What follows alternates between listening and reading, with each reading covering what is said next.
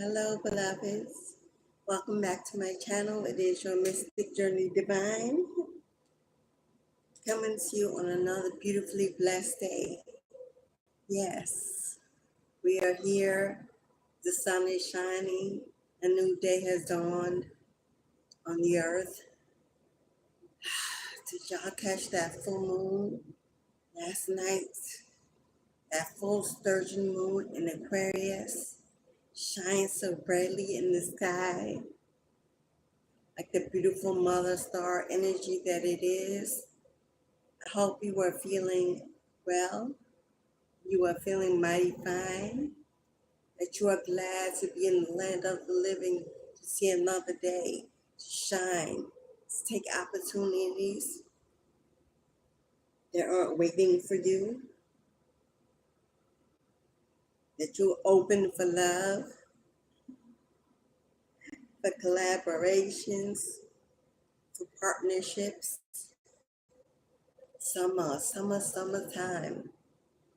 As you can see, summer is slowly moving away, soon to be gone. I hope you were able to live it to the fullest, enjoy your summertime with family, with friends. I know many of us have been going through a spiritual awakening, and summertime has been, what can I say, interrupted by all the physical changes, the emotional ups and downs, the ins and outs, the questioning. Many of us have been in hermit mode, working on our healing, working on our awakening, working on our self-care and our goals for 2025. We're already in gear, getting ready for a new year, a new season. The holidays will soon bring forth jolly times, hopefully, in your family. I see a lot of reunions. I see a lot of invitations. I see a lot of mending hearts, mending friendships, mending sibling rivalries, ending. I see a lot of gathering, a lot of Thanksgiving, a lot of sharing. I see a lot of lost time being made up. I see a lot of people reflecting on the year behind as 2024 will come to an end. And a lot of people are thankful that they made it to the end of the year soon to come. I see a lot of phone calls being made, a lot of tears being cried. I see a lot of mending in your family setting, in your friendships, and your connections. The end of this year will bring a lot of peace, a lot of peace, a lot of conflict resolution, a lot of damage being mended, a lot of wounds healing.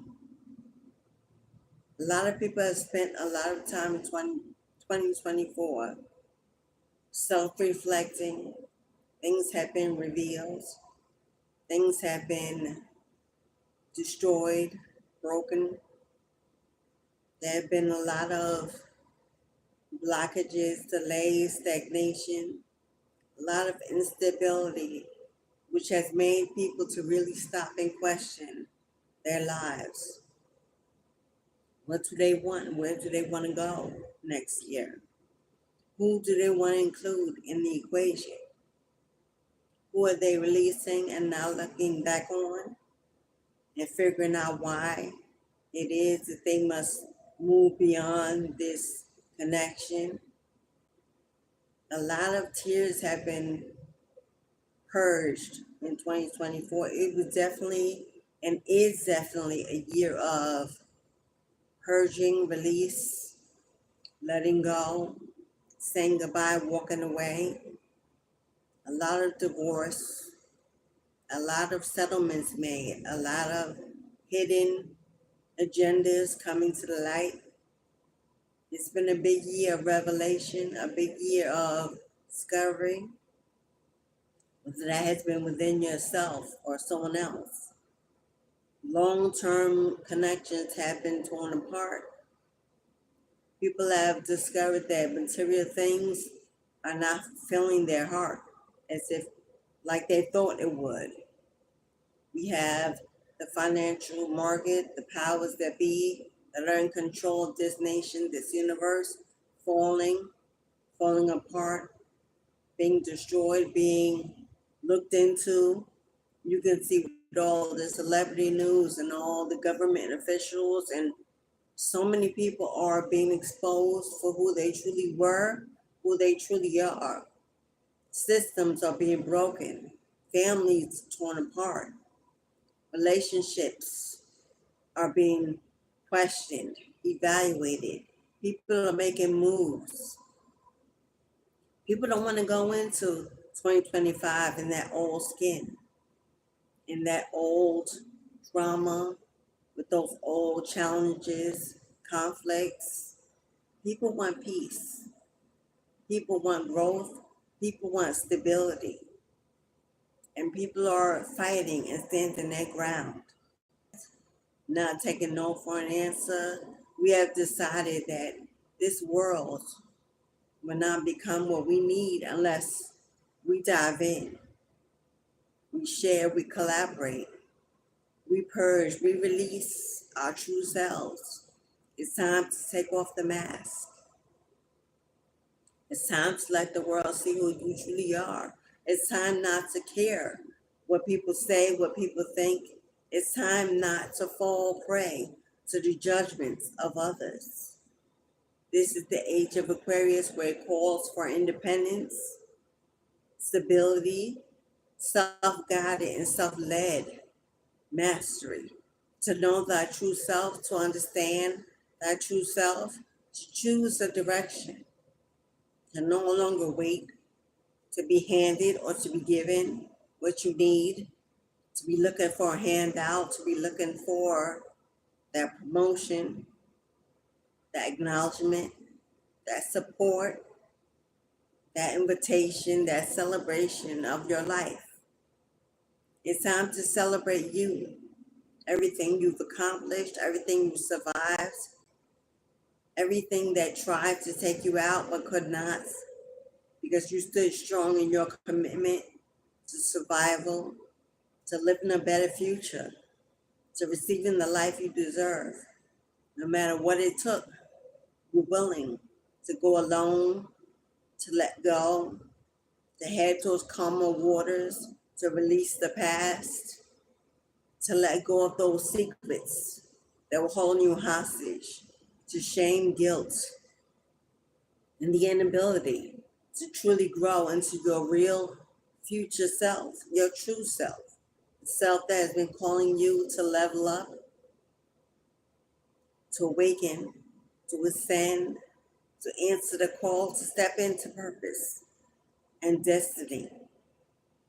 Some of us, 60s, 70s, 80s babies, specifically, this is a true time of rebirth.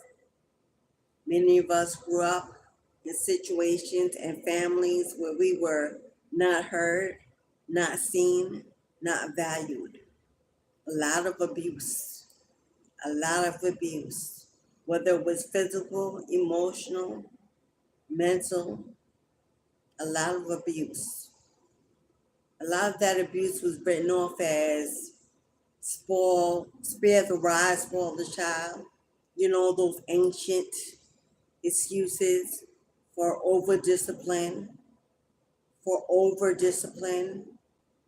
parents who stripped their children down only to whip them, beat them, discipline them, a need for power and control over the house, a need for power and control that they may not have had in their childhood, also being a victim of similar abuse. We had parents that were always on the 9 to 5. They provided a home, a meal, but there was no emotional support, no affection, no true feeling of love. No one to go to when you were questioning how you were growing through puberty, through adolescence, through all the changes of going through your first love, that crush, afraid, running around hiding everything that you were experiencing. 60s, 70s, and 80s babies, the babies of trauma, the babies of trauma, the survivors, those who are awakening to their higher self, those who are finding themselves in rebirth and ascension, are mostly my 60s, 70s, and 80s babies. A generation of generational curses that need to be broken, need to be spoken, need to be brought to the top of the list. We no longer want to sit around in our own shame, our own guilt, thinking that everything we experienced growing up was our fault. Maybe we were rebellious or didn't listen or unruly, a wild child.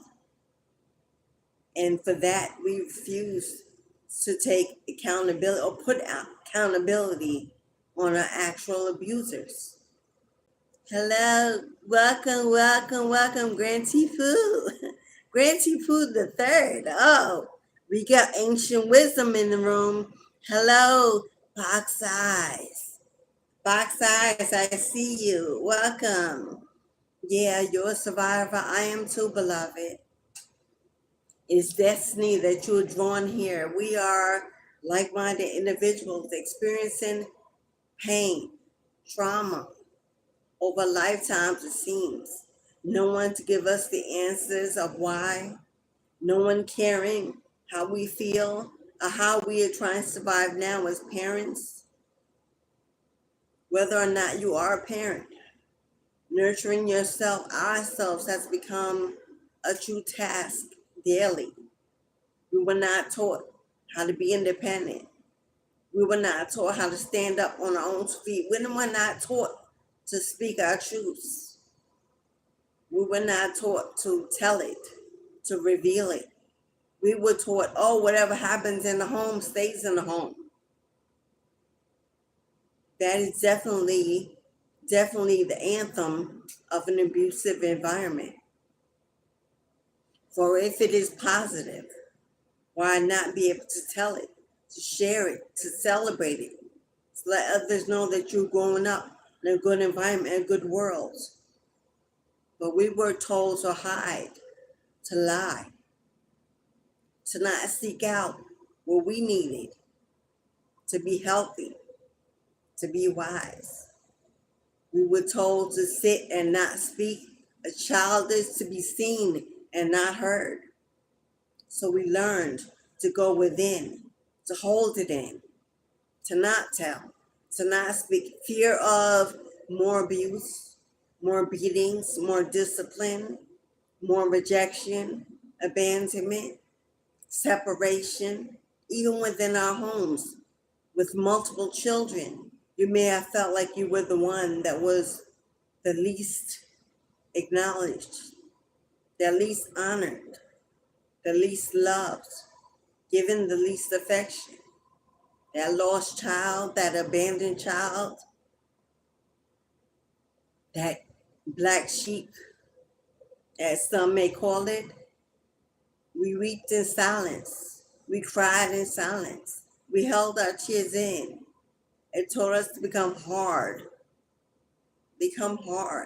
especially our divine feminines. It taught you to live in your masculine energy, that fight or flight response to trauma, to love, to the affection of others, always paranoid and questioning your friends, your circles, your mates. Your decisions, your choices may have always seemed poor. Maybe you chose the wrong date, the wrong lover, the wrong friends, the wrong career, the wrong job. We settled for less than our own worth because our worth was not taught to us, given to us, honored, celebrated. We grew up in parental situations where they may have been children of abusive parents, where their parents may have been children of slavery for melanated people or not. Slavery ran across many cultures. We like to believe that slavery was only for the blacks. No, slavery is a term, an action, a decision, a need to control, to be in power. Slavery runs amongst all cultures, all colors, all people, all genders. For slavery is held by the people in control. That can be a system. It can be a community. It can be a family. It can be a marriage, a connection. It can be a mentality.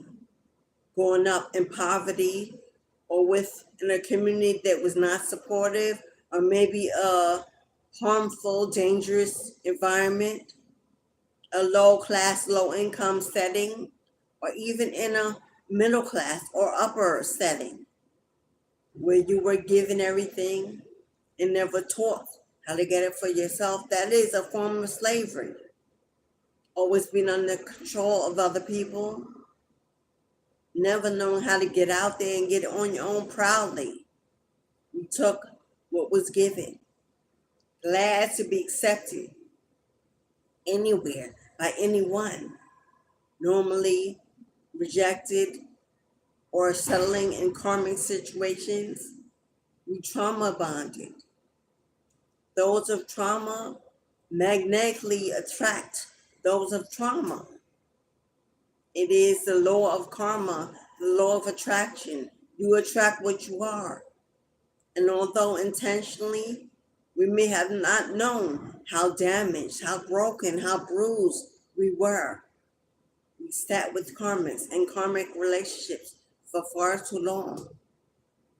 We may have placed blame and shame and became a victim of victimization mentality. We went into depression, into seclusion. We became hard, angry, bitter. We built walls around ourselves, towers around ourselves, refusing to go through what we've gone through before. Yet and still, as soon as we walked into the next season, we fell into more of the same. Never understanding why we couldn't get a break, why we couldn't get out, why we couldn't make it over. We prayed, we fasted, we meditated, we went to church, some of us religiously, another form of slavery that controlled us and fed us with sin and hell and sin and hell and sin, only making us believe how much more damaged we were, how less worthy we were of God's love. All the correction we need to make was fed to us every day, letting us know how imperfect we were in God's eyes, only lessening our self-worth. Another system of control to keep us paying tithes to the devil, to fund someone else's legacy, someone else's agenda. We gave and gave and gave, so desperate for a way out, to be seen as worth. We may have used our money, our bodies, our energy to get a loose smidget of love, of support, of help. It never seemed to come, not enough. Every now and then we may have made one connection that seemed to be good, thought it was going to last, but in due season, in due time, the poison began to seep in. The truth began to reveal itself, and once again we found ourselves in a place of quicksand, sinking slowly and slowly and slowly until we felt out of breath. And then came that fight or flight reaction. We ran, they ran, separation. The tower fell. Karmic intervention. Or was it divine intervention? Constantly pulling at us, calling us, trying to guide us and redirect us to hear the voices of our ancestors, of our spirit guides, knocking on walls, shaking the bed, shaking the ground. Natural disasters, earthquakes, tornadoes, tsunamis, floods, fires, famine, pandemics, all signs of cleansing taking place to eradicate, to awaken us to the truth of the world that we live in, that we were alone on a walk with God, in a marathon, in our own lane. We were able to lead the pace. Free will was given to us at birth, letting us know you have choices that you can make to change the destiny of your life, change God's favor on your life, change you, the you that constantly hurts you, the you that constantly does not put you first, the you that constantly turns the other cheek, forgives too easy, your kindness taken for weakness. You are an empath, sensitive, inside and out, for you have been bruised, scarred, talked about, lied to, misguided, controlled, abused by your parents, by your sibling, by your spouse, by your coworkers, by your friends, by your community, by your church, by that group, that coven, by your children, by you. Because you easily put everyone else at the top of that list. Everyone else gets a priority. But where do we put ourselves? A few weeks ago, I posted a question in my community group to see what the response was. And the question was, name the first 3 people that come to your mind that you love the most in this entire world. Answers flooded in. My children, my parents, my church, my pastor, my God. Some put my grandparents, but there was very few, if any, that even named themselves. Even in that top 3, they didn't make the list. They didn't make their own list of the top 3 that they loved the most. And that was a sad reality that we all had to come to realization when I put in the results of that survey, asking those who did not answer and put themselves in their top 3, why? Why have you forgotten yourself? Why have you learned to devalue yourself? Why have you chosen to put others above your survival, your life, your purpose, your calling, your love of self, your self-care? Many could not answer that question. Many were in awe of the reality that they never even thought about the fact that they had themselves so low on the list in their lives. Many were brought to tears. Many cried. Many were redirected to an awakening, to an ascension of the truth of who they were walking this earth as. Luckily and gladly to say that it helped so many people understand why their life had taken a turn for the worse, why their life wasn't fulfilled, why they couldn't find true joy or couldn't find a loving partner. If you do not love yourself, who can love you? If you do not know yourself, who can know you? We teach others how to treat us by how we treat ourselves.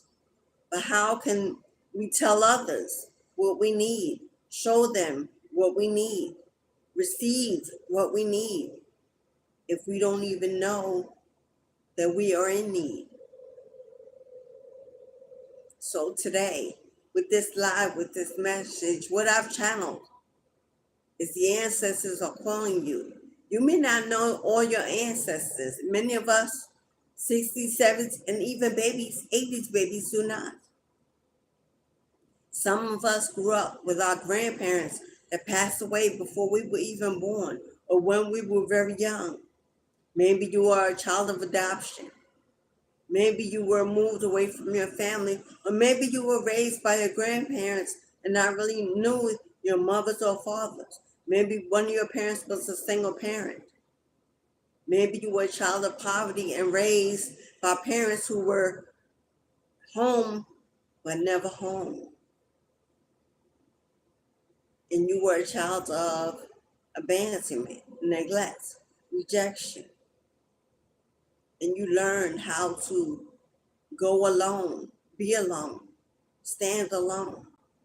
But in that loneliness became fear and doubt, anxiety, depression, sadness, seclusion. Your ancestors, whether you know them or not, we all have them. We all gifted them. At our day of birth, they stand over the doctor in the operating room to make sure we are a live birth. Many babies are born stillborn. Many children are not making it into this world. But we are here. We were a live birth. We were blessed to know this life to take our first breath. That wasn't the doctor that formed that gave us that life. Yes, our mothers were a vessel, a womb from which we emerged, but our ancestors, our spirit guides were in the room. They were the light. They were the hands. They were the miracle. They were the absolution that brought us into this world. We had a higher purpose that was gifted to us. Some of those ancestors gave you their inner strength. That's how you made it through, made it down the canal, survived. They gifted you with their spiritual abilities. Maybe they've laid dormant in you for lifetimes to come. Maybe all the challenges and obligations of life, the distractions, have caused you not to know all the gifts that you received, that you inherited. Some of us venerate our ancestors. In an awakening, we discovered them, we found them, our true home, our true sanctuary, our true place of peace, of love. When there's nothing in the world to give us, we know where we can get it from. We erected altars. We call to those known and unknown of the highest light. We feed them. We strengthen them. We elevate them. We call them back in to rejoin us once again, to communicate, to navigate, to guide, to lead, to strengthen us, to heal us. Many of us have gone through physical illnesses in the past, at the moment, challenges to our body, evil eye, envy, jealousy, competition.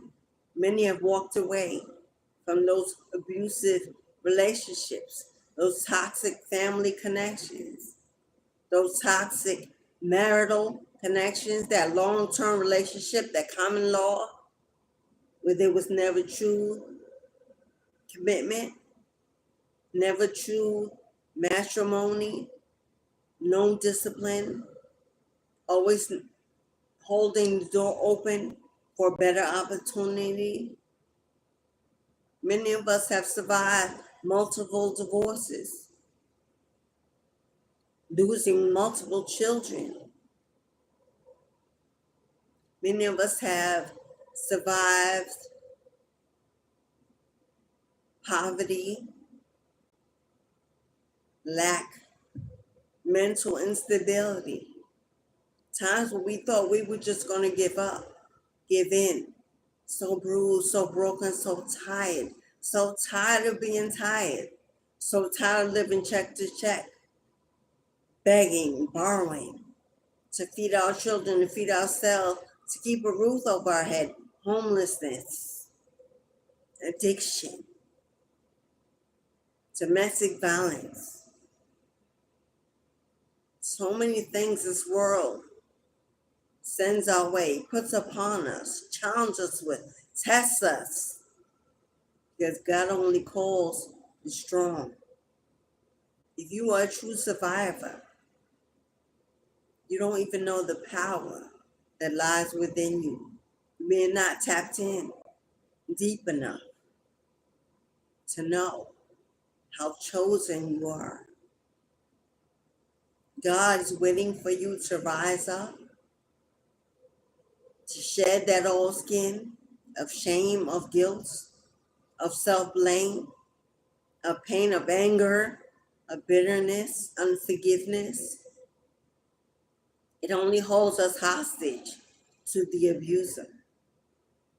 It only holds us hostage emotionally, mentally to the abuser. Never letting go, never sending forgiveness out into the world, into the universe, only holds us hostage to karma, to lack, to depression. It's time to call in the energy of true forgiveness for yourself. I am not asking you, and they are not asking you to go and hug, have a conversation, work it out, make amends. That is not the purpose of this message. If God wants that to happen in due season, in due time, it will navigate and find its way. A healing connection will be commanded by the gods, but in the meantime, the message is one of self-love, self-care, self-revelation. It's time to stop hiding the mask in the dark, afraid to speak out against what happened to you, to speak your truth, to call them out, to reveal your past, to finally release it, to purge it, to detox it, to give it away to who it belongs to, not fearing more judgment for family or friends who will listen, who will try to blame and shame you for holding on to old memories, for guilting them, for shaming them,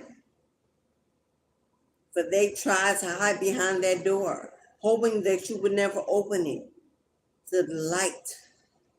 Walk through that portal, seek your power, take back your power, and send them back into the darkness to deal with the karma that they must face. It is time to not be afraid of more abandonment, more rejection by the world, by the universe, seen as damaged material, seen as unworthy of love, seen as scarred, seen as used and abused. God knows who you are. God has seen you all along. Your ancestors have watched you nightly cry, purge, go to bed alone, abandoned, needing, wanting, desiring more, but afraid that you were unwanted, would be rejected time and time again, would choose wrong, would receive another karmic, more hurt, more damage. The power of life and death is within your tongue. You can speak life into your life, new life, abundant life, a life full of joy, happiness, peace finally, and freedom. And you continue, or you can continue to speak death into it. Decay, disaster, loneliness, poverty, lack, victimization, judgment, shame, guilt, darkness. It's time to walk into the sun, beloved. Walk into the sun. Hold your head high to the sky and let Amun-Ra, let God, let the universe warm you, heal you, see you. It is time to look on the bright side of things, to see the bigger picture of things, knowing that everything that happened to you up until this very moment was to bring you into this very place. Change your perspective can change your life in an instant. To know that you are not a victim. You are a survivor. You are a healer. You have survived what many have taken out their own lives through suicide, through addiction, through overeating, through obesity, through sadness, through illnesses, through shame and guilt, laying down and dying slowly until death came to their door. They were willing to go because they just couldn't take it anymore. This world was a failure to them. But you have a chance to realize that your pain is your purpose. Your pain is your purpose. It is time to rise above all that happened to you and know that it didn't happen to you. It happened for you to elevate, to awaken, to teach, to lead, to guide, to heal others through your experiences, through your life, through your journey, through your story. It's not okay. You discipline your children through beatings and abuse, through physical discipline that leaves scars internally, externally, as those external wounds will heal over time. Those internal wounds sometimes last forever, leaving scars that we send into our children, into our seeds. That is the whole purpose of the term generational curses. It's not okay to whip, to damage the flesh, the temple of a child, sacred and pure. It's not okay to strip your children to the bare skin, to beat them, to humiliate them, to lessen them. It is not okay.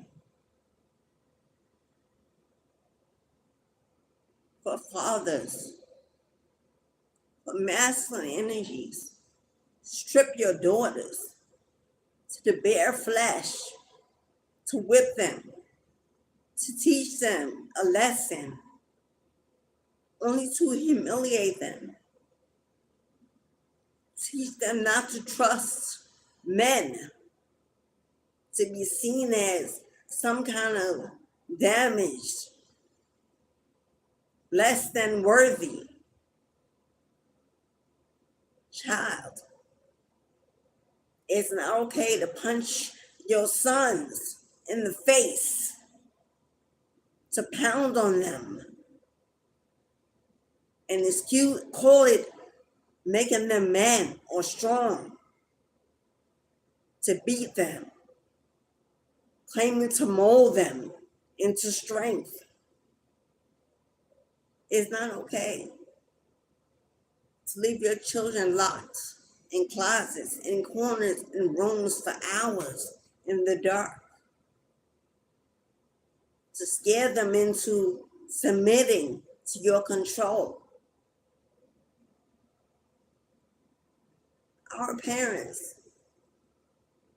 those who we were supposed to love first, those who were supposed to love us first, left so much damage, so many years of scars, so many curses over our lives, our bodies, our minds, our souls.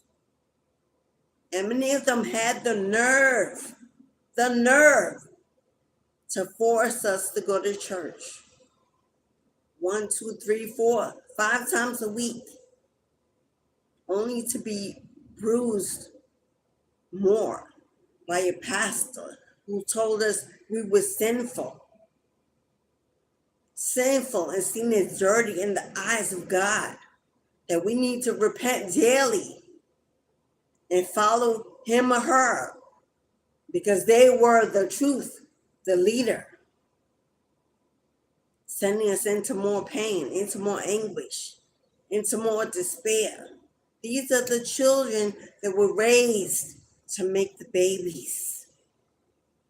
And then we wonder why our generations that we see, the young people walking this earth, are lost, are broken, are bruised, following addictions, getting into sexual relationships easily, all kinds. Any flavor of the day will do. Hungry for affection, for love, for acceptance by the world, by someone. What are we going to do about it? When are we going to stand up and let those demons, those abusers, those karmics, those low vibrational energies, when are we going to give it back? When are we going to release? When are we going to purge? When are we going to stand up for ourselves and our children and our bloodlines to come, knowing that our ancestors and our spirit guides got our back, are pushing us to walk through the fire, through the flame? You shall not be burned, for you're molded from the fire, from the flame, from the rock, from the stone, from the rivers of grace. It is time, beloved, that we take back our power. We speak our truth, and we care not what our abusers think, how they feel, how they look, whether they will continue to abandon and reject us. They already have. They already do not support. They do not reach out. They do not show affection.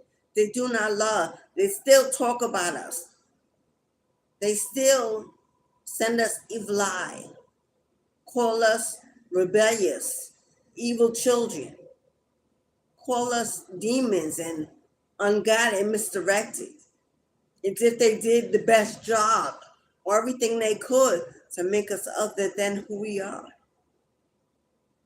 They dare rise up against us, not in this lifetime, not in this season, not where we're going. We are awakening.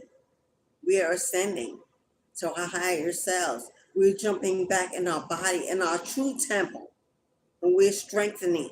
We are anointed from the crown of our head to the soles of our feet because we survive, because we rise above, because we keep pushing, keep fighting to be in this life, to know true love, true worth, and true blessings of God's favor is now pouring down upon you, beloved.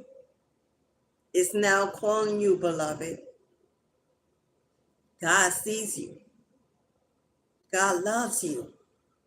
The mother, the earth, the true womb comforts you, feeds you, nourishes you, gives you rest,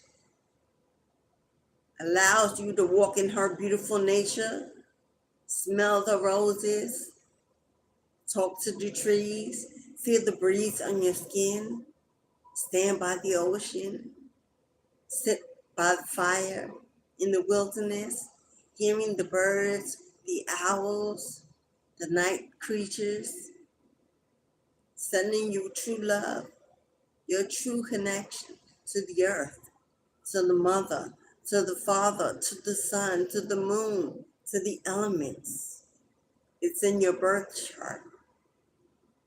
It's your birthright. Have you broken down your birth chart, your astrology? Do you know why you are here? What it says about you, your purpose, your calling, your birthright, your spiritual inheritance, how you manifest in abundance, all resides in your birth chart, in those houses, in those elements. Are you heavy, masculine energy, feminine energy? How much fire and water, how much air, how much earth do you have in your birth chart? It will tell you why you cannot ground yourself, why you're constantly overthinking, overly emotional. It will tell you why you are a warrior, a fighter, fiery even. It will tell you why you're a workaholic, or why you can't make ends meet no matter how hard you try. Know thyself. The term know thyself is not just a term in the dictionary. It's a calling from God. The breakdown is in your birth chart. The day you were born, where was the moon? Where was the moon? Was it a full moon, a new moon? A wanting moon? Where was the sun? In what degree? What season was it? What age was it? Was it the age of Aquarius, Capricorn, Pisces? Know thyself. It is time, beloveds, that we get to know thyself. Many of us look to spiritualists and we say, I don't know. We question them because they speak different, they look different. It may come with a little fear. Many of us follow the occult, which is a karmic, traumatic, fearful term in the dictionary, in the movies, in the theater. Subliminally, the systems have placed these words in a dark light as a system of control. Someplace you will not want to go. Someplace you will not want to seek. God is in all realms, above and below. God created all energies, light and dark, positive and negative. Every coin has two sides, so do you. You are a spiritual being in a human flesh.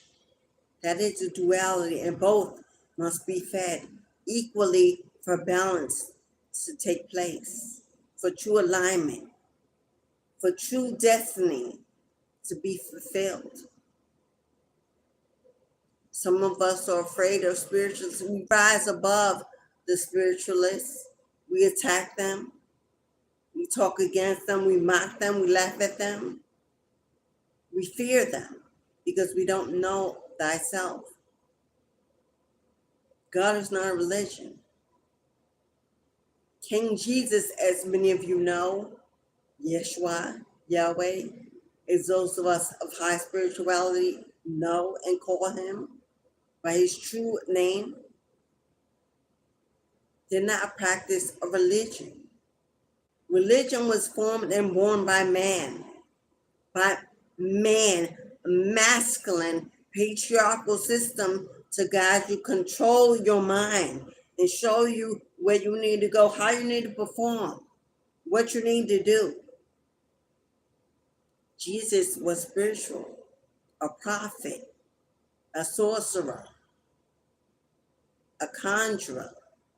He performed miracles, witchcraft, miracles. The power was in his tongue, in his hands, in his belief. He was telepathic, clairvoyant, clairaudient, clairsentient, claircognizant. They don't teach you that stuff in religion. No religion I know of teaches Jesus' true teachings, how he truly performed and moved. Oh no.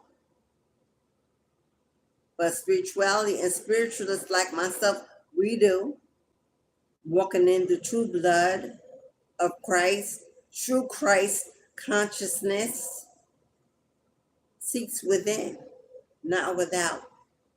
Feeds on its own knowledge, not bread and wine of the church, the body of Christ. You are the body of Christ. You are the body of Christ. Your blood is the wine, and your flesh is the bread. Your spirit, your Christ consciousness needs not communion or to be fed by the church to be saved or purified, baptized in the holy waters. Our bodies are made of 80% water, if I have the number correct. You're already baptized in the water. The rivers of grace flow within your body. You're made of the spirit of the water. You are the river Jordan, constantly flowing through you, being replenished as we hydrate with more of the spirit which lies within the waters. Every drop of water, bottled or not, coming through a faucet or not, comes from the ocean, the rivers, the lakes, the springs. Hello? It's not some magical thing that man pulls out of the air. It comes from what God has already put on this earth. We drink that. That is spirit. That is Christ. That is God's water. We don't need to find it. We are it. We're made of it.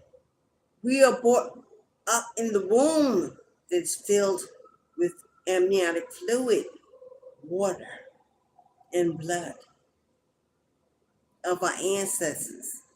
The blood of our ancestors feeds us through the womb, through our mothers, from our father's seeds, those that came before them that are connected through our bloodline. It's who we are. It's who you are. It's everything that you should be and rely on. It's within self. You have everything you need. Everything you need is within you. You are the Christ consciousness. You are the wine. You are the blood. You are the bread. You are the seed. You are God and Goddess in the living flesh. You don't need to be controlled by a system, by a church, by a man, by a woman that's in the same flesh as you are. If they elevated, can't you? If they preach the word, can't you? Through knowledge, through being a student, through reading, through seeking, through feeding yourself, through ingesting. You are the word.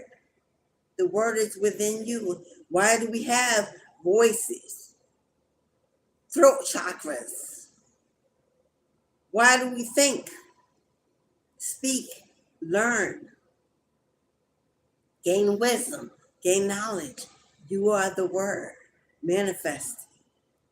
It's time to purge, to release it, to let it go, to give it back, to lay it away, to rise above it all. Like the phoenix from the ashes,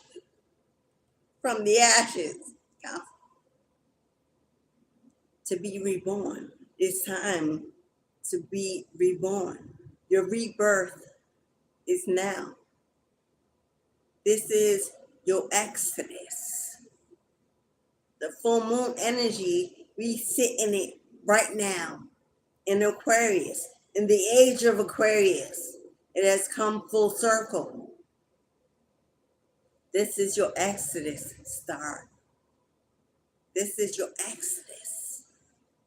The star card, Aquarius energy, it's time to heal and reveal, to awaken and enlighten, to expose, to be self-guided, to heal in the rivers of Jordan, through the rivers of grace.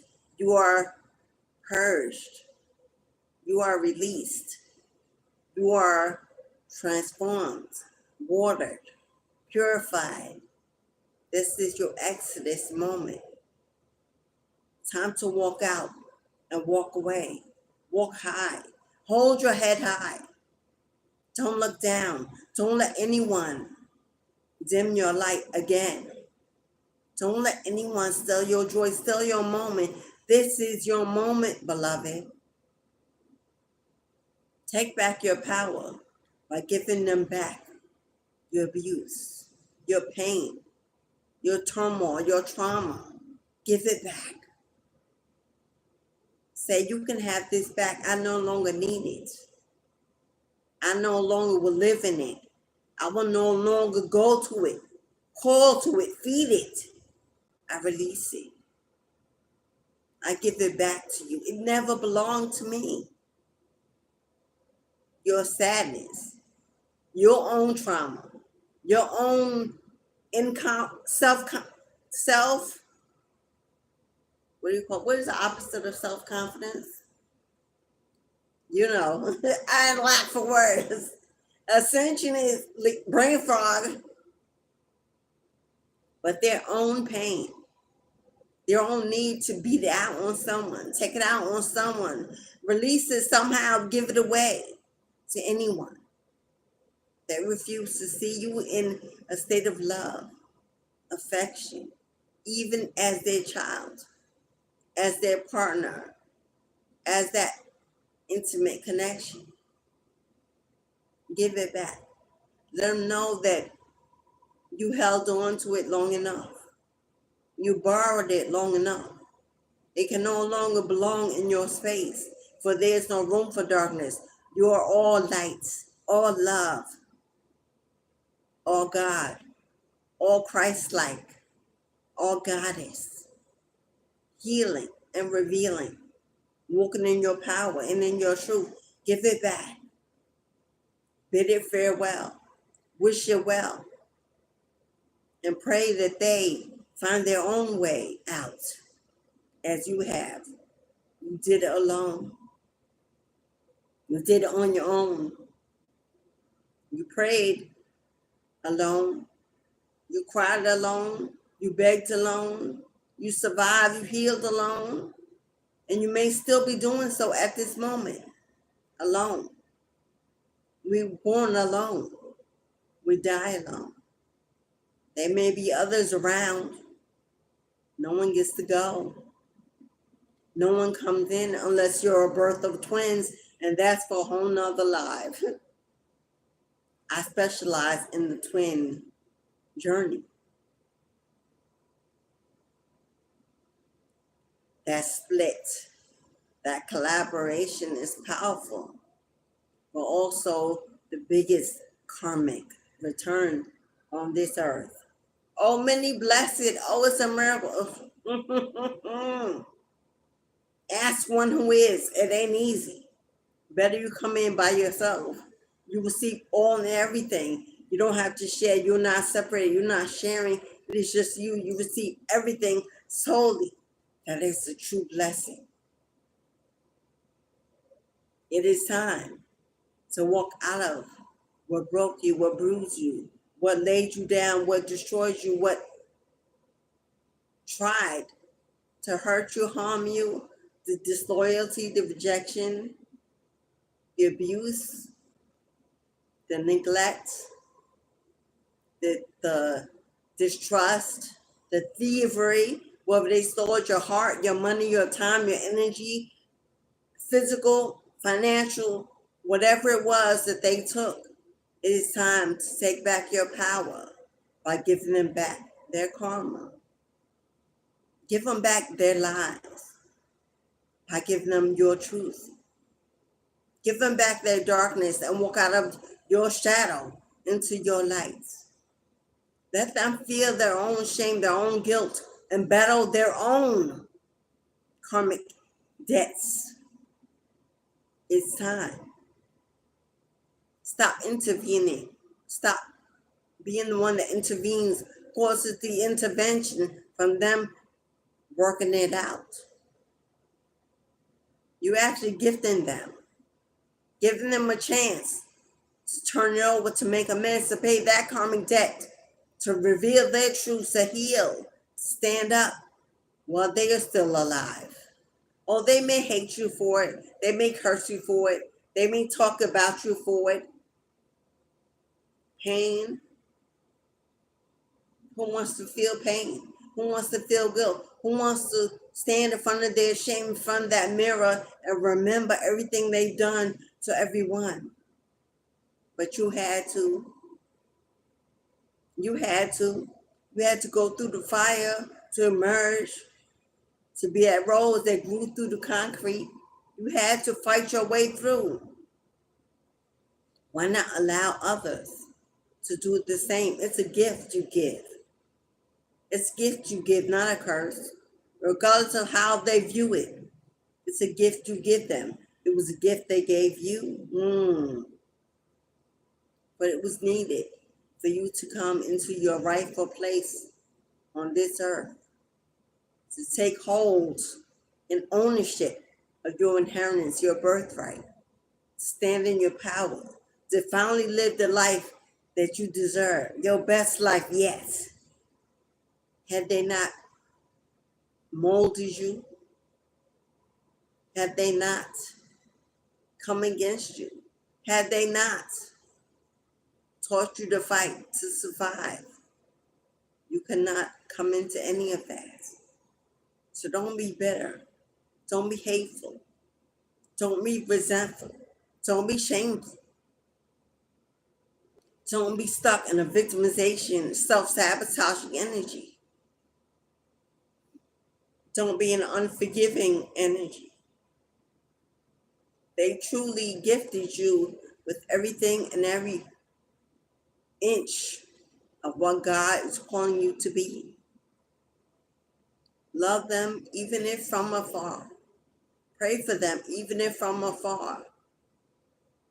Wish the best for them even if from afar. They may not have known who they were. They may not even still know who they are.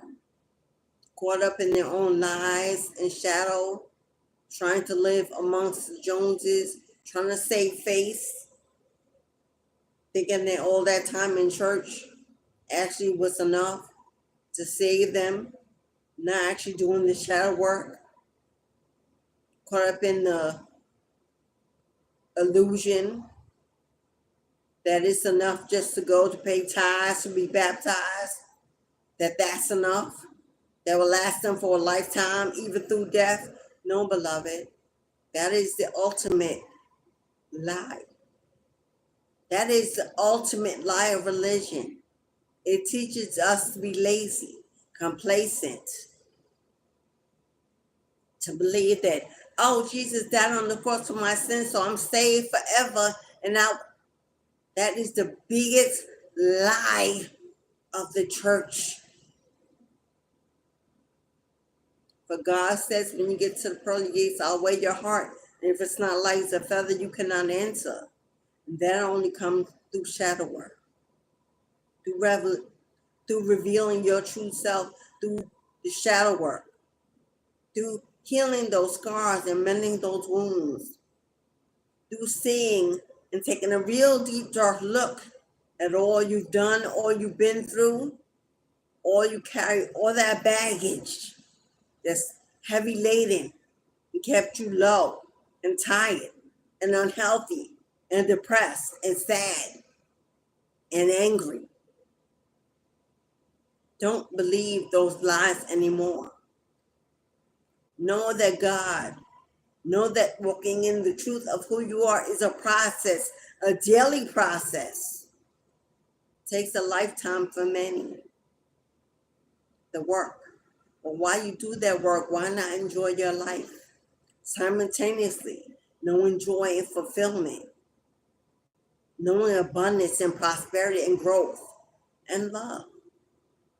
Oh, yeah, you can have all that while doing your shadow work at the same time. That's how you get rid of the darkness. That's how you balance it out, bringing in the goodness, the positivity, the light, the joy. How else do you get rid of it? Just meditation and prayer? Those are the minimal things. What about the laughter, the fun, experiencing the high life, going out, socializing, mingling, enjoying time, seeing new things, traveling, getting to know the world, places you've never been, foods you've never tried, new friends, meeting your tribe. That is the true shadow work. That is the true shadow work. Being able to find the strength to live again, to love again, to be happy and healthy again. That is the true shadow work. Getting back to the innocence of your childhood existence, playfulness, spontaneity, taking risks, leaps of faith, doing that thing on your bucket list that you never got to do, never got to finish because you were bowed down with working a 9 to 5 and taking care of everyone else but you. Remember, most of us are not the first, second, or third on our top 3. So we are not truly living our best life. We're not truly loving the man or woman in the mirror. The first person we see every morning in the bathroom is you.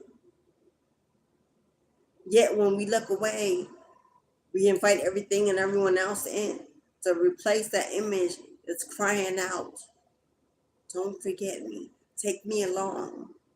Why haven't you talked to me today, honor me today, love me today? Do you not trust me? Do you not see me? I am your everything and always have been with you the most at every second of the day, every day of your life. I am the one there. I am always the one there. When there is nothing, and no one else, I never leave your side. I am your shadow when you walk in the sun. When you cry, I cry. When you laugh, I laugh. I am your everything. Why am I not first? Why am I not a priority?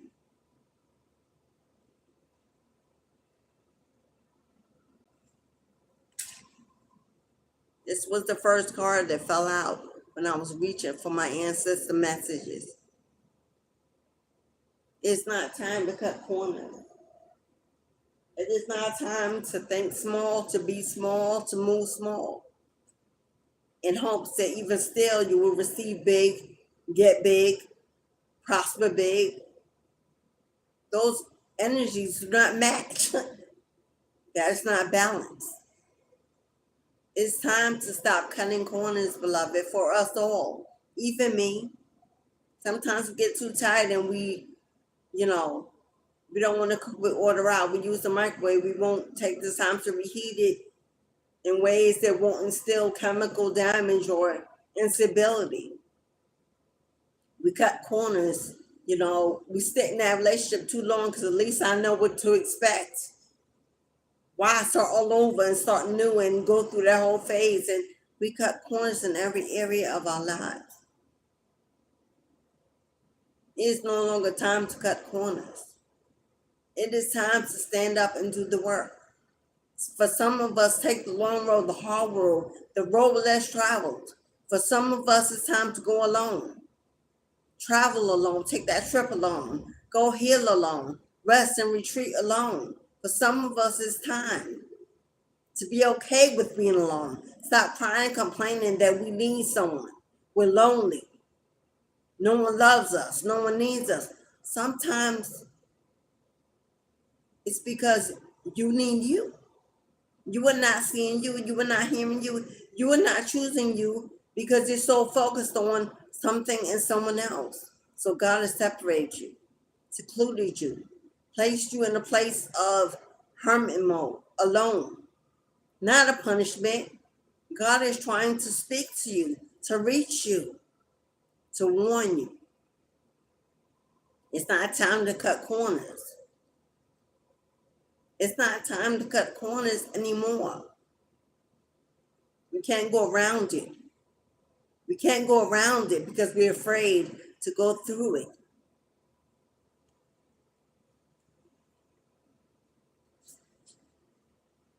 Cut the deck.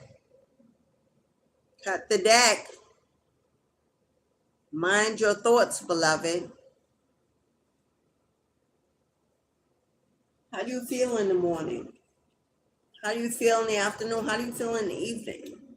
Are your thoughts constantly positive, constantly uplifting, constantly elevating, constantly grounded in self-love? 111 on the timer, as I said that. How are your thoughts throughout the day? Do you check in? Do you check in with yourself in your higher order? Or are your thoughts plagued by worry? Tomorrow, next week, next year, those bills, that shopping list, that laundry, those tasks, that event, that invitation you didn't get, that one you miss, that spiritual warfare, that evil eye. Where are your thoughts throughout the day, beloved? Surely they are manifest. Surely they are an exact reason for your existence in your present life. We have to be mindful of where our thoughts take us, where they allow us to be led, and who is controlling them.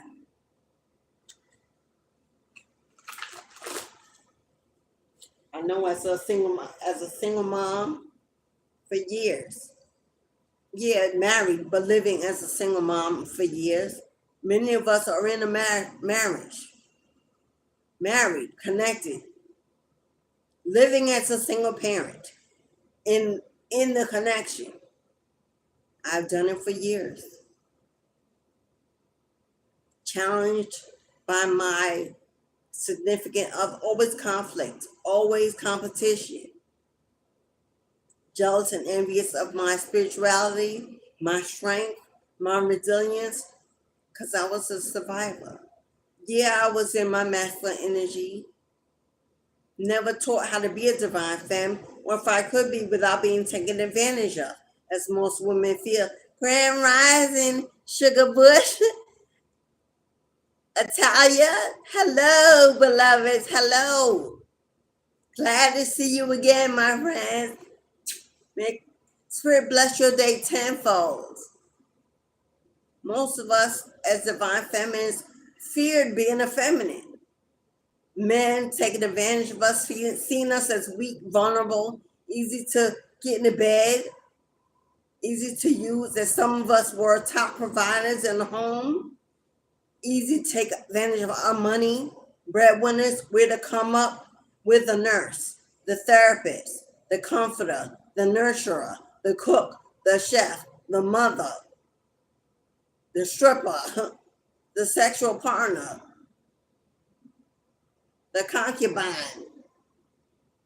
So many titles in our own home, in our own connection. Never the queen, never the goddess, never the empress. So we learn to become hard, unintentionally, but for survival. That is the feminine survival mode. And our mates became bitter, resentful, evil even, competing for the masculinity in the home because they wanted it back, but most didn't earn it, didn't deserve it. Could not lead with a gentle heart, a gentle hand, became egoic, narcissistic, controlling, abusive to us and the children. So eventually there was separation, a breaking apart of, a tower moment of destruction, cheating, stealing, hiding, lying. And some of us allow our children to be brought up in that environment. Too busy working to pay the bills to survive. We forget our number one place is to be a mother, to be a nurturer, to be a teacher, to be a guide, to be a healer.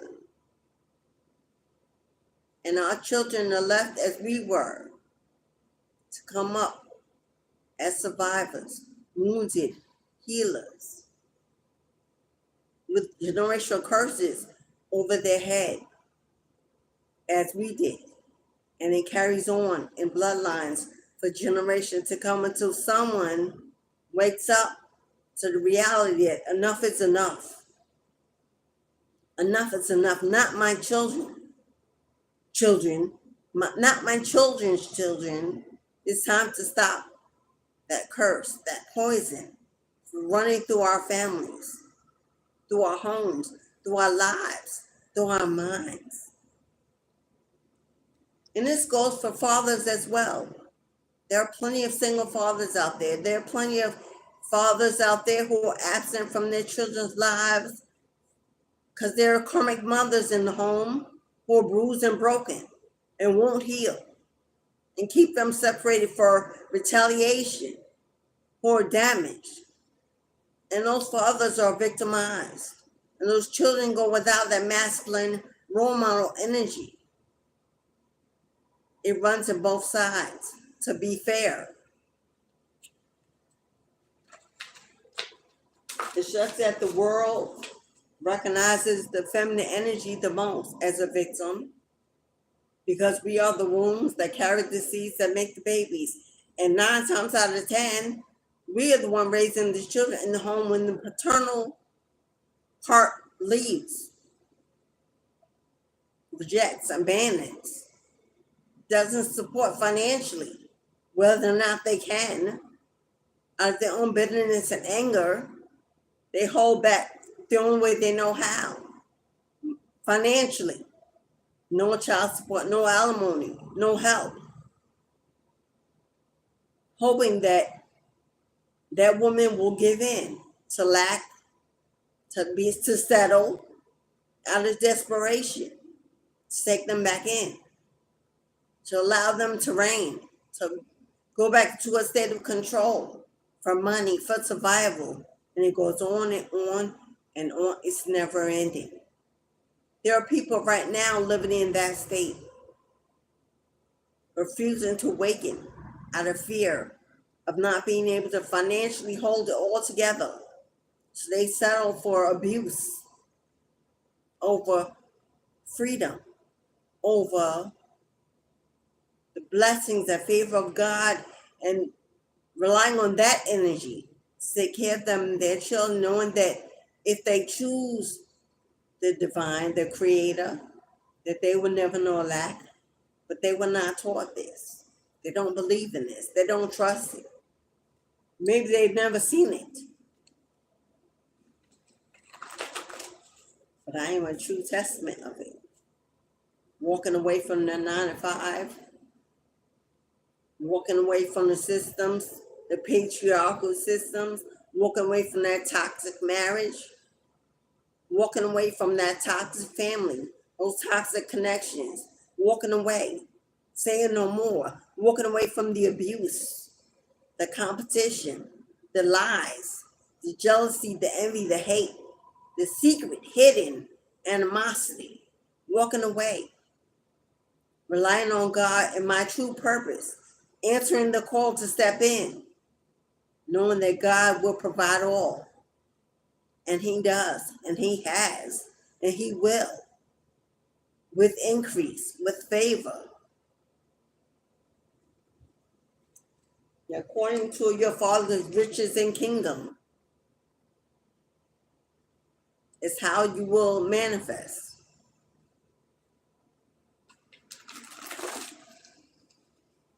You know that the Creator owns the world, the universe, everything within it. Many of us believe, I got this degree, I got this education, I got this wonderful marriage, this great home, this fancy car, these clothes, I got this, property, stocks, whatever it is. We believe we got it. We earned it. We own it. We fought for it. Never giving God gratitude or giving God the praise, for God truly owns it all. We're standing in the midst of being a borrower. God has let us hold it, use it, borrow it.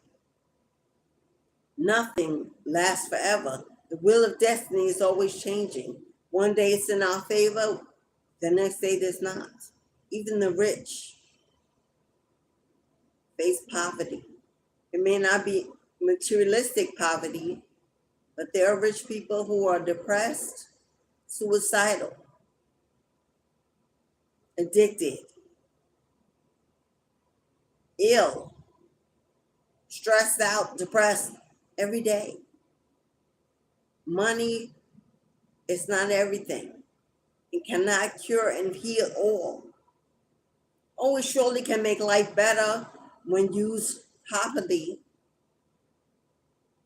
being a blessing to bless others as you are blessed and being rewarded with more.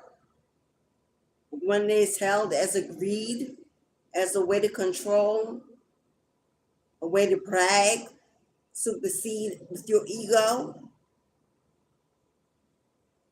achievement, God will strip it. God will strip it. Take it away. Lessen it. Or you'll get to keep it and be so sick that you can't even use it. Or you get to keep it and accumulate so many bills that even rich, you're still living check to check. Oh my God, I cut the deck on that again.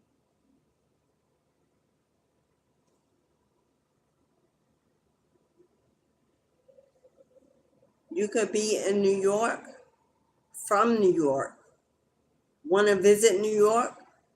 Somehow it could be 1 o'clock on the timer.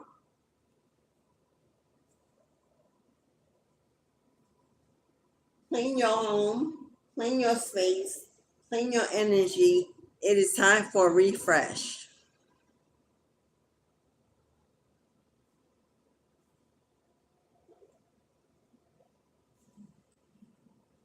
Time to zone out. Zone out of the world. How often do you turn that TV off? Get off that cell phone, off that computer, off social media for a day, for a weekend? Have you even done it for a week? Can you fathom doing it? Using that week to detox, to stay outside, to meditate, to pray, to change your diet, to hydrate, to clean your home, clean your space. Oh, we like to fast, as the church has taught us, by omitting food and thinking that's enough. What about the rest of your space? What about the things outside your body? Your home, your environment, your yard, raking, cleaning, watering, mending, planting, laundry overflowing, getting rid of, donating, throwing away, things that you haven't seen or used over a year, still in the same place. Oh, I can't. One day I may need it. Will you? Somebody may need it right now. You haven't used it in a year, but yet you hold on hostage to it. Greed, excess, hoarding, fear of letting go. I accumulated, it's mine. It was never yours. God lent it to you, allowed you to hold on to it. But since you are not utilizing it, God is telling you, donate to someone who will, who can. Those clothes, those appliances, that old jewelry. And I'm not talking about a yard sale where you can reap the benefits of it. I'm talking about charity. Giving it to someone who doesn't have the money to purchase it.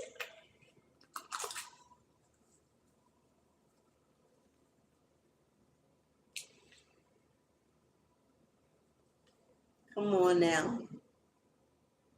It is time, beloved. It is time. It is time.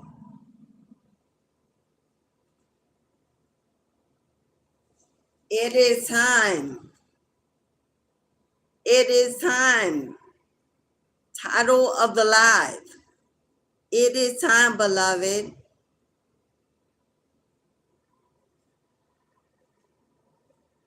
If you don't know where to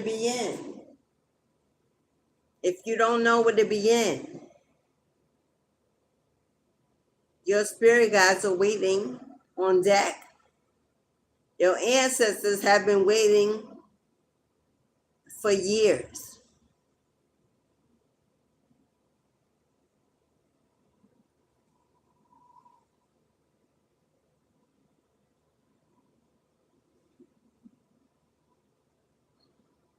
Purpose is calling you. Purpose is calling your name, your energy. They're waiting for you to answer the call. These cards cannot have lined up any better. If you don't understand this message, tap in. Profound and radical rebirth and change. It's waiting at your door, knocking on your door for you to answer. To stop being afraid. Have you started that channel, that podcast, that blog? Have you written that book? Have you taken that class? Have you joined that event? Have you collaborated? Are you studying? What books are you reading? Are you reading? It's time. And if not, what are you waiting for? What are you afraid of? Judgment, that no one will come, no one will watch, no one will listen? Too wrapped up in what man thinks about you, woman thinks about you? What does God think about you? How's that soul looking? How strong is that spirit? How strong is that relationship with God? For it is God who is calling. You spend your day listening to people, wondering what they're thinking, what they're saying, how they feel about you.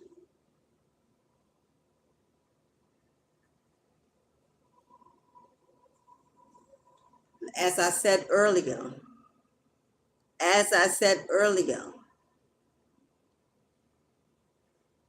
someone you moved away from, missing you. They may have not known who you were then, but they know who you are now. Maybe you are in the public eye.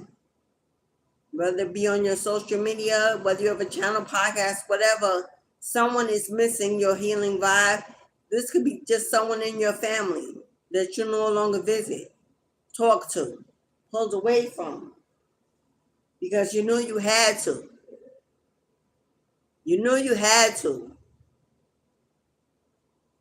Keep a safe distance from your past. Keep a safe distance from your past. I hear it's coming back. It's coming through. I've been getting that message all week that someone's coming back. Someone is trying to strategically work out a plan to get back next to you. Sugar, I'm with you, but honey, my TV has been off for months. It's sitting in my room. I've been trying to figure out how to donate it. Yeah, clear and cleanse. Not only am I taking that message for myself, not only am I in New York, not only am I going through a spiritual awakening, walking in my purpose, I'm taking that, all of their messages. Mindful of my thoughts as well. But yes, it's time to cleanse our space, to minimalize our life, to get out of the what do you call it? The Oh my gosh, Ray, give me the word.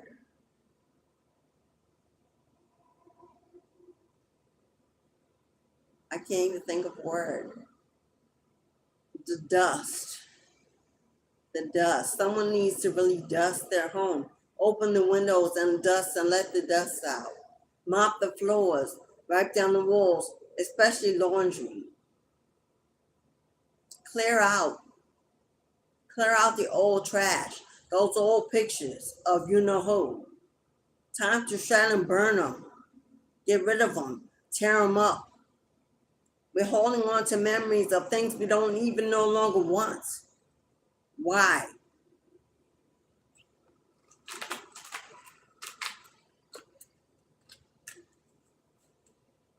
I know one of the most important things that cut the cord for me was getting rid of my wedding album. I didn't think about it. It wasn't a big deal. I figured, my kids would want to see when they were older. But Spirit said, you're making excuses for why you're holding on.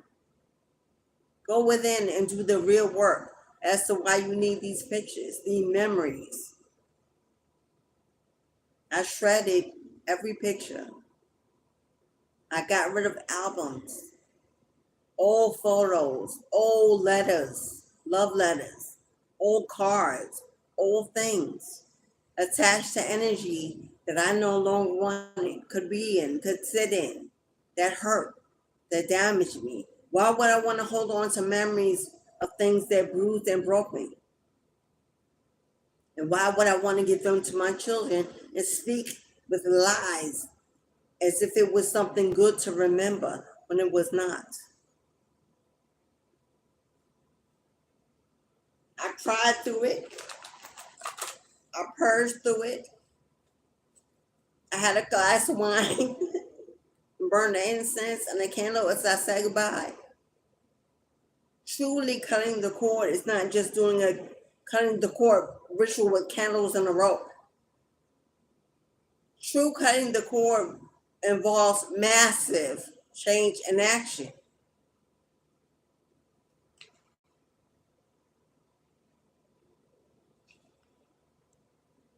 Something is rising. Whether this be actual heat rising 133 on the clock to where you live, maybe summer is about to take a turn, or this is heat rising between someone who wants to come back into your energy. This is a tower moment about to happen to occur. This is Five of Wands energy.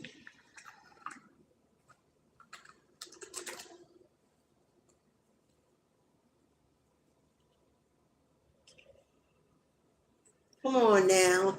What do spirits say? Hell, are you in there?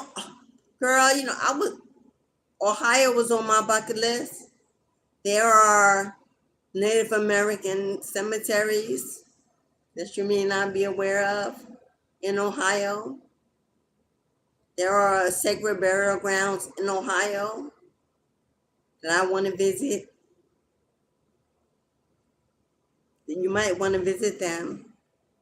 Profound awakening, ancestral lineage and bloodline spilled in that land. Go big or go home. Go big or go home. The ancestors and your spirit guides run out of hope, run out of energy. They will only keep knocking for so long before they realize that you just don't want to get in. You don't want to answer. You don't want to be bothered. And there are others in your lineage, your bloodline, that they can choose. Can be a new baby, a new birth in the family. and they will jump in and leap on and let you do what you do. Don't miss your opportunity. Don't miss your opportunity. Don't miss your opportunity. Yeah, Sugar Bush. There are many in Ohio. There are Arizona, New Orleans, Ohio, Texas, New York, Pennsylvania, New Jersey, North and South Dakota, especially North Dakota.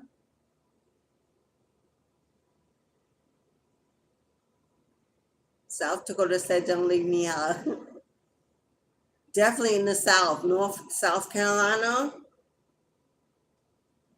definitely. Virginia, Mexico,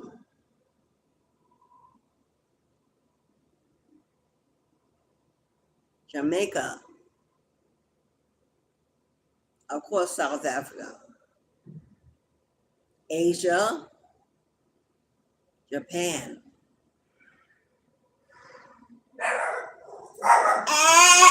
Don't you come to that door. There are a lot of Aboriginal, Native American burial grounds throughout the United States. You can Google Native American burial grounds or the oldest, hey, or the oldest burial grounds in the United States. And it will show you by state where they are, who died there, who's buried there. There's one specifically, I'm trying to remember where it was. The entire cemetery is children only. I'm definitely gonna make a visit. I can't remember the state, but it's the cemetery of only children. Children that died from smallpox or some disease that plagued that period of time. They were all buried in a cemetery by themselves.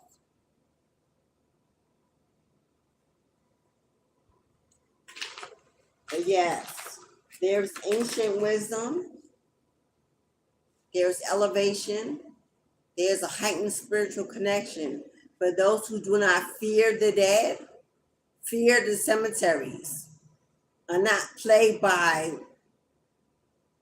brainwashing of the movies and thrillers and horrors that moved us away from our ancestors, from the dead.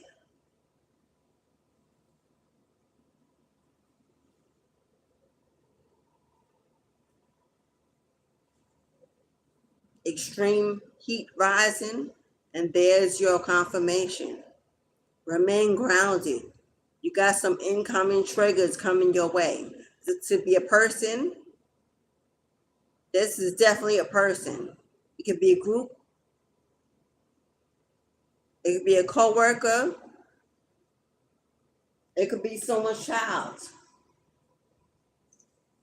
Know who you are. Know who you are. God, this is my reading. Well, hello. Don't have that channel? It may be time. If you can't speak your truth publicly on stages in your community, in your family, make a place where you can. A platform, a podcast, a blog, your social media accounts. Start a page or a group where you just speak. It doesn't have to be one where you receive comments or answers back. It can be one where people can just read, if that's what you prefer. I know I am, but what are you? I know I am, but what are you? Come on now. Come on now. Come on now.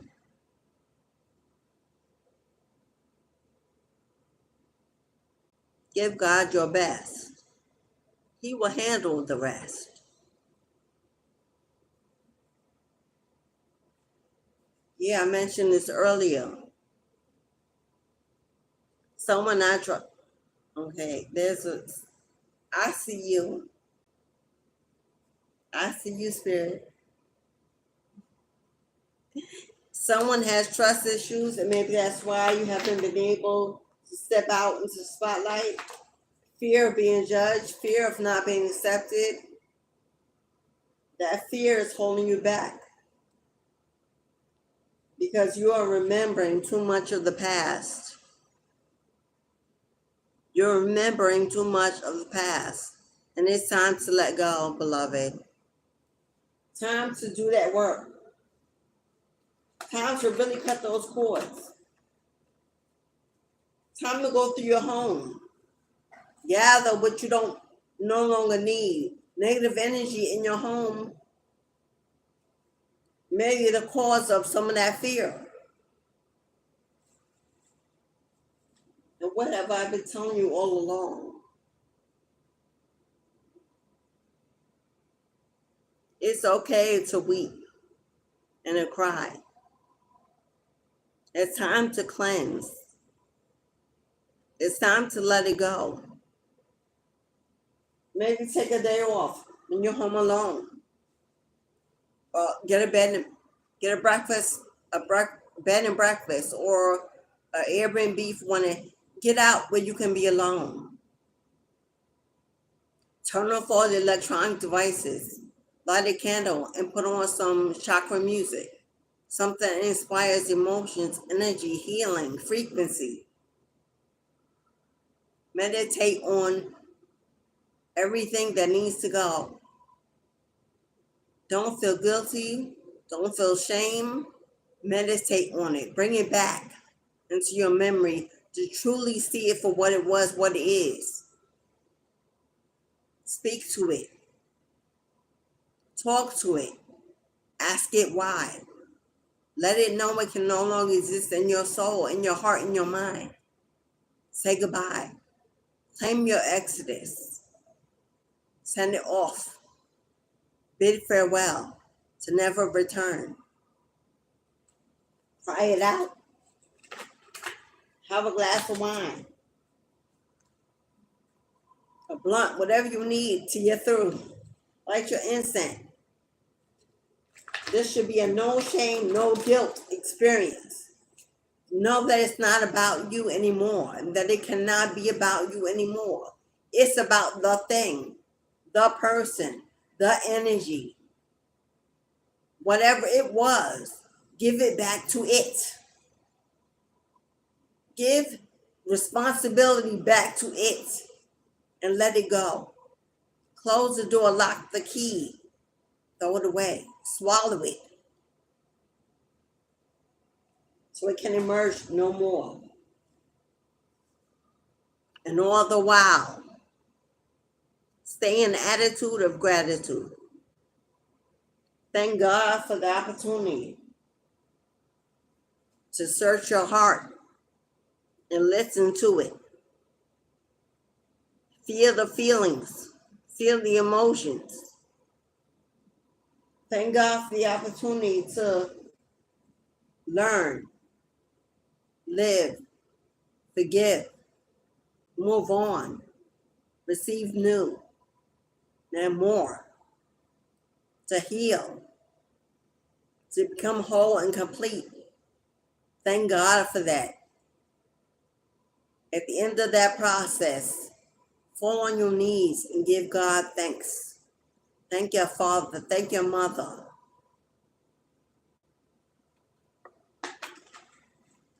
The creative ones, not the birth ones. Thank them for taking you to that place.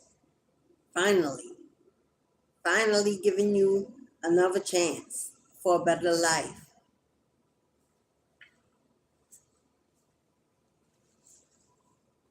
Don't cut corners. Don't take the easy way out. Do the work, all the work. Finish it up, complete it. Don't drag it into 2025. Don't drag it into 2025.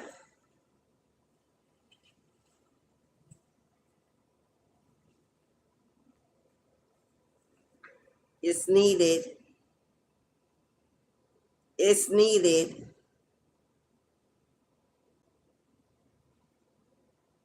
Don't cut corners. If you start the process, complete the process. Stop starting over. Stop starting over. Hello?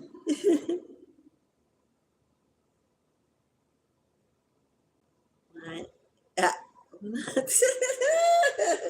Really? Oh my God, I just hear say, let that boy become his own man. Let that boy become his own man. Let that man remember the boy in him. Enjoy the boy in him. Sometimes we become overprotective as moms. I do, and I'm working through it still. I have two princesses and a prince. And I realize that they've got to choose their own poison. They got to work through their own fire. They have karmic debts. They're here as well as us to work out. Don't intervene. Don't intervene. Be there when they fall to catch them so that they don't break. But allow the bruises. Allow the scars. Give them the victory. Strengthen them. Allow them to find their own way. To slip and stumble in the darkness is necessary. We like to shield them for too many things of this world. It weakens their resolve. It weakens themselves. They fall to shame. We have to stop shaming and guilting them for the choices they make, for what they try, what they seek, what they experience. Let them experience the fullness. Let him experience the fullness of himself. And know that what you instilled, that seed you planted, is enough. That eventually it will bloom and blossom and grow. And the changes he will want to make on his own. Yeah, I know. I have a son in that same situation. My King Elijah. About to be 26. My firstborn. I've always wanted to be the reason why he didn't experience what I went through. Didn't have to go through what I went through. Didn't have to face things I went through. Maybe I could stop him or slow him down.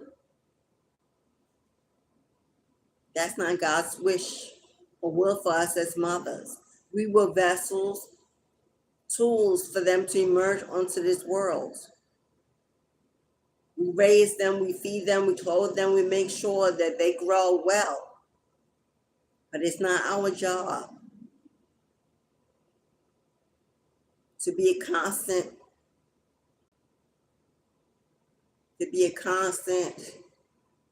judgment, because that's truly what I was doing.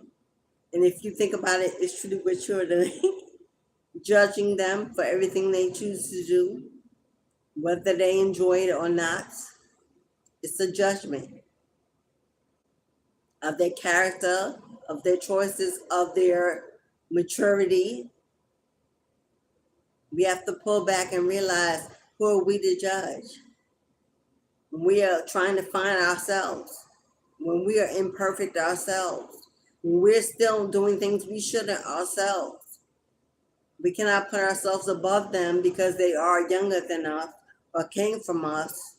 In a past life, they were most likely our equal. And that's why they returned with us. We teach each other by allowing each other to experience our own selves with a watchful eye, Surely we do not want them to kill themselves, but he's not engaging in anything suicidal. Let him have his own experience. He will respect you, honor you, trust you, and eventually listen to you more. Ashe, beloved. One mile to another. I'm learning. Motherhood is a constant learning process. We make many mistakes. They weren't born with a map, a guide that came out to tell us exactly what to do and when to do it, how to do it. Surely we were not given it, but we can always learn from ourselves, from others, from the experience, from them. Oh, we got a Leo masculine here. We got a Leo masculine that popped in. I don't know if this is your sun sign, or if this is someone who's interested in coming forward, or if this is the ex, or if this is Leo representing the strength card. Your son is stronger than you know. It's time that you see it in him. He is you and you gave it to him subliminally, unintentionally, through your bloodline. He is going to be more than you possibly can see if you believe for it and nurture that seed. Oh, beloved. I know.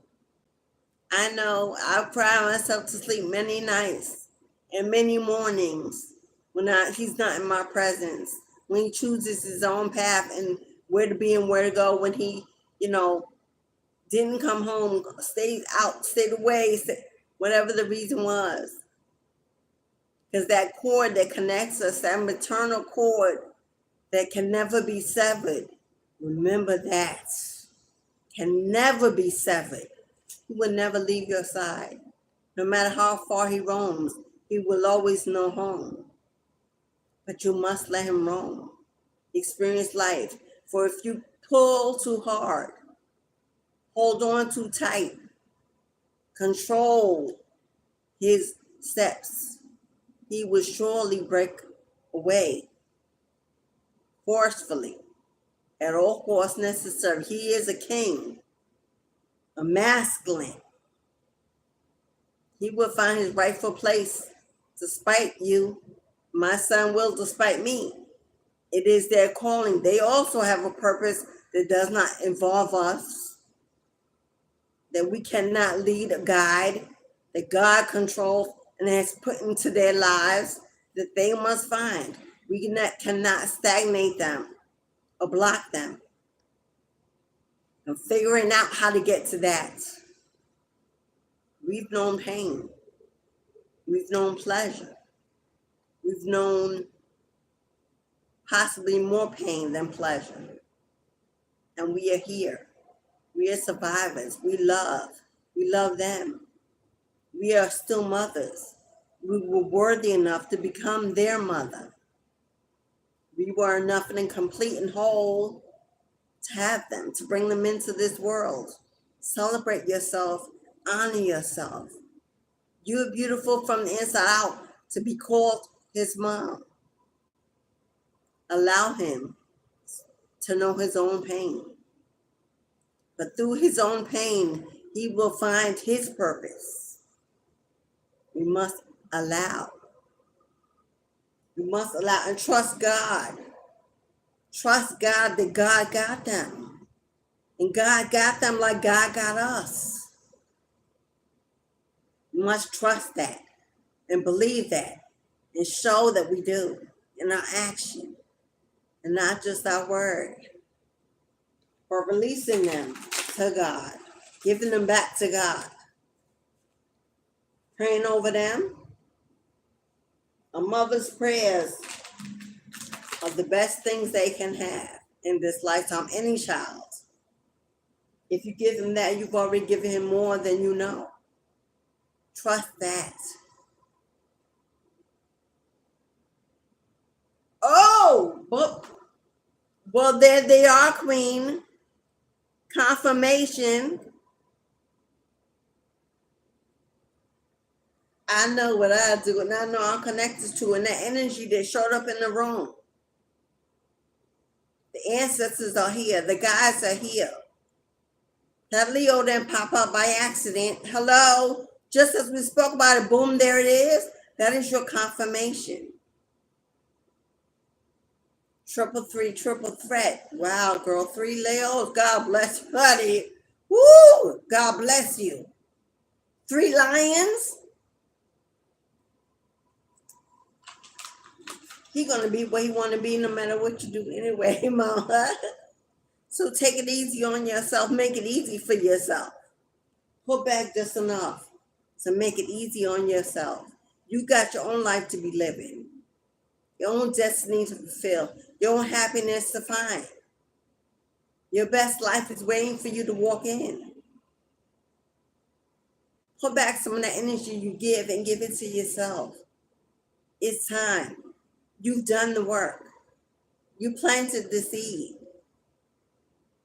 Let God grow it, nurture it, and feed it and water it. By you doing you, strengthening you, becoming your best you, that is what they deserve to see. And that is the best gift you can give them. As a single mom, I'm coming to understand that. They don't deserve to see me in my pain, my loneliness, my depression, my lack.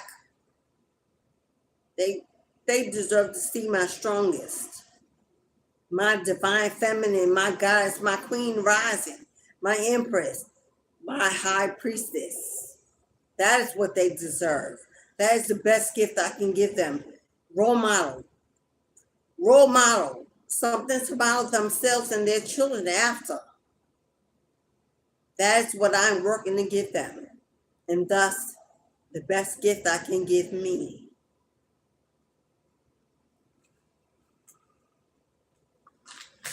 I'm not going to keep you much longer. Ooh, I'm here in 3 minutes. There's that 3 again, mind, body, and soul.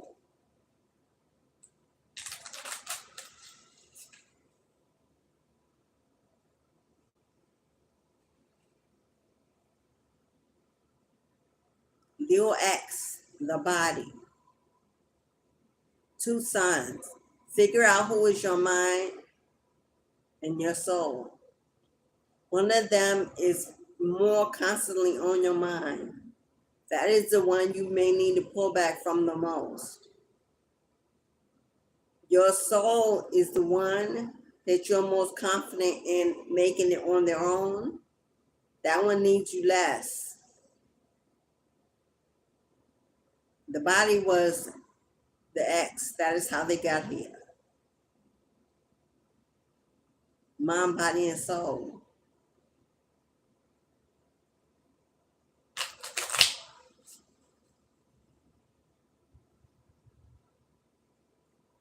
Come on now. Come on now. What did I just say? What did I just say, beloved? You cannot pour from an empty cup. Giving more than you need to. You're not prioritizing you. You worry a lot, maybe too much. Trying to get them maybe what you needed. But it's time to know that you planted a seed that God is cultivating. Now it's time, beloved, to discover you, the best you crying out to burst free, to experience, to explore, to love, to heal. And we got one more card, then I'm going to let you go. One more card. One final word from your ancestors, from the divine.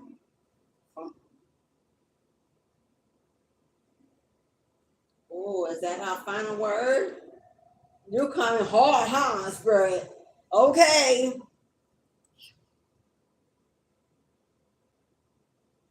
Spirit coming hard. This card is about forgiveness. This whole life has been about forgiveness. There's a trigger coming. There's a tower coming. They're bringing truth and revelations.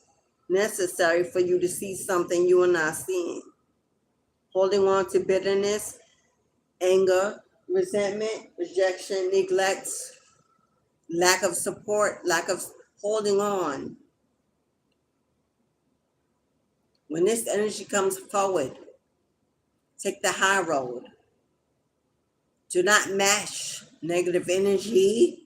Do not match negative energy. Do not be triggered. Do not be moved. Stay in a place of peace. For this person is coming with a hurt heart. Hurt. People hurt people. See them as needing empathy. Feel for them. Pray for them. Send them on their way. Let them know that you're sorry they're in the situation they're in, but you can no longer be moved or helped. Because two wrongs don't make a right. Let's get out of the mentality that they did me wrong, so I'm going to return it. Let's get out of the mentality of they need to see me do this so they can feel the pain that they gave me. Let's get out of karmic energy. Let's get out of karmic energy. Let's stop paying karmic debts when we know better, when we can do better. Let's stop saying that we are this beam of light, love, and joy, but we choose who we want to be that for. Not consistent, not universal, not unconditional. We make choices of who get it and who don't. That's not a true light being. That's not a true seed of God. That is not a true high priest or high priestess. That is not a true awakening. God did not choose. God does not choose to put anyone above another. We are all equal in God's eyes. All can be forgiven in God's eyes. And if we are in our Christ consciousness, that should be for all. Given to all. Extended to all. You do not need to reconcile, reconciliate, or get back together, but you need to make amends emotionally, spiritually, energetically. Make amends. Let it go. Release it. If you're in a better place and they are not, let them go where they need to find their better place. But stay in yours. Do not be dragged back into where they had you in the past. Do not be vulnerable to being hurt or weakened again or in your emotions again because of a harsh word or negative energy they send your way. They are hurt and they are not healing. See them as that, as a child. As a child, damaged, bruised and broken. But you elevate, you grow into your spiritual adulthood. Okay, beloveds, you are so welcome, Sugar. You were so welcome, Sugar Bush. You know, my daughter's grandmother calls her Sugar Bush. No, my daughter's father calls her Sugar Bush. Yes. So I don't know if the male energy is your grandfather, great grandfather, or your father entered the room. But I wish you all the love, peace, and happiness that your heart and hands can hold, beloved. Continue to elevate. Hello. What a lovely day it is. Ashe, every day. I choose to see peace, pleasure, and positivity in every day. It's a choice. It's willingness. It's free will to not want to see the opposite of that. Sure we can. Sure we can complain. Sure we can descend. But why would we choose that road, that direction? Right. Sure, if you'd like to book a reading, this was a collective live. If you'd like to book a personal reading and get confirmation, clarity to what you need to hear from your guides, your ancestors, feel free to book a reading. Have a one-on-one. Because this is coming to an end, my love. I'm sorry. Everything you need to know is in the box below. How to book a reading, how to donate, how to get in touch with me, how to contact me, how to communicate, connect, how to join my beloved Soul Tribe family. The link is called Buy Me a Wish. That is my new title for my collective beloved Soul Tribe group. Feel free to join the membership. It's $5 a month. There are perks, exclusive membership discounts for readings, all kinds of goodies to come. Over there, we are mending, healing, and elevating. But as within, so without. Remember that. As above, so below. You call in how you experience life. You manifest how you live. We can't blame. We can't play the blame game anymore, but God is not accepting excuses. We're grown. We're thinking beings. We have lived through lifetimes and should have learned some lessons by now. It's time to put those into action and take responsibility and stop living in victimization modes. God is no longer accepting excuses going forward for those whose eyes and intuition are awakened. Now that we know, we cannot unknow, and we must do better because we know better. God is not accepting excuses in this season of life as we go forward, lest we face new karmic debts. It is our choice. What will you choose? Learn to forgive, learn to move on, learn to grow. We ain't got time to be looking back or sitting in the old. Don't you want the new? Don't you want beauty, change, miracles, blessings, favor? I'm your mystic journey divine. I'm here. God loves you and so do I. Whatever you need to know is in the description box. Be spirit led, be guided. I will see you in the next. Like, share, and comment. Subscribe to the channel and come back again. I would love to have you join the family, my friend. But as always, I wish you love, peace, and a continued soul awakening.